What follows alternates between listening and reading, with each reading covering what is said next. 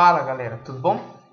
Continuando com o tema dessa semana, sim, e este curso de esquemas de ataque, sim, de tática. Hoje a gente vai estudar um pouquinho sobre o sacrifício calabrese, né? Que são aqueles sacrifícios que se realizam em F7 ou às vezes em H7. São sacrifícios de bispo. Então a gente vai estudar exemplos práticos, quando é possível realizá-lo, quando não, e quais são as posições típicas de sacrifício. Muito bem, então vamos começar.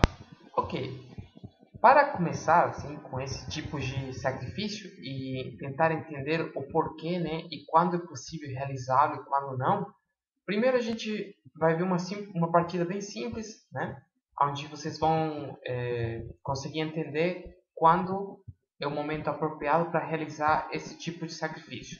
Então vamos lá. A partida começou com E4, sim, E6. Para quem não conhece, a famosa defesa francesa, né? Agora D4 e D5. Normalmente eu não gosto de falar tanto de abertura, sim, porque principalmente este é um curso um pouco mais amador, né?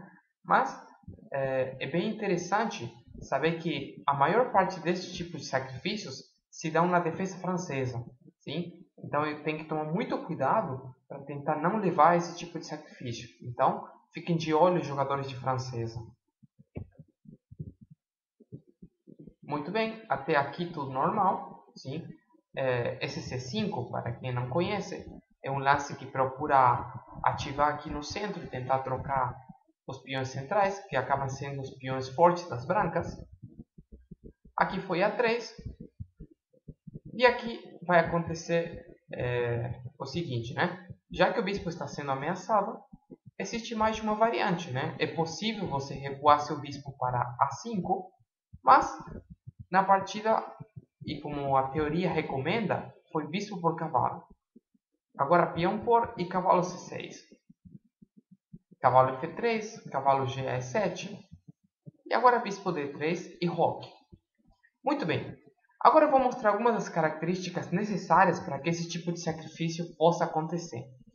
A primeira delas é você não ter a defesa do cavalo, que normalmente se encontra na casa F6 ou na casa F3, se for o caso das brancas, né? A segunda delas é que você precisa ter uma cadeia de peões bem sólida que se encontre fechada, sim? A terceira dela é que você tenha um bispo importantíssimo para ser sacrificado, sim? Que é esse o famoso bispo calabrese, o bispo que se sacrifica, e seguido de uma sequência de ataque, né? Como cavalo G5 cheque, a passagem da dama para o ataque, sim? E claro, existirão muitas variantes que a gente vai dar uma olhada de uma maneira geral para você compreender mais ou menos o espírito do sacrifício. Muito bem, então aqui foi bispo por H7, rei por H7, agora cavalo G5 e rei G8.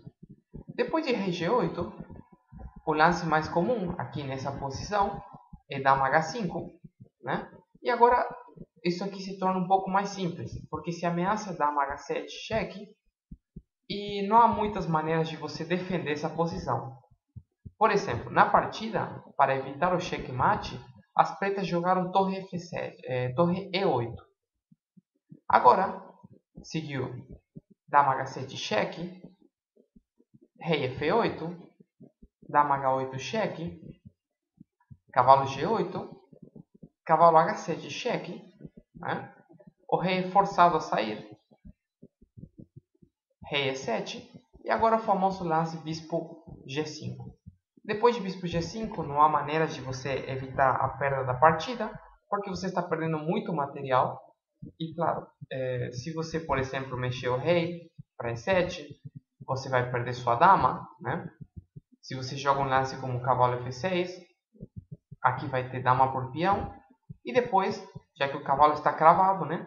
Vai ter uma captura do cavalo, mantendo peões de vantagem e, consequentemente, ganhando a partida.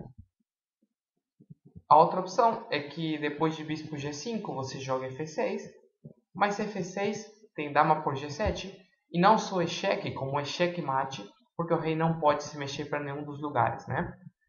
Muito bem, isso aqui é o conceito básico e a ideia de como utilizar, né, esse tipo de sacrifício calabrês, né? Agora a gente vai ver um pouquinho mais de exemplos, sim? Mas antes disso, eu gostaria de revelar para você quais são os grandes segredos dos jogadores que estão na elite do xadrez, né? E não só deles, mas sim de qualquer jogador forte. Então, alguns dos segredos que eles têm para conseguir jogar bem essas posições e entender muito bem as táticas são os seguintes.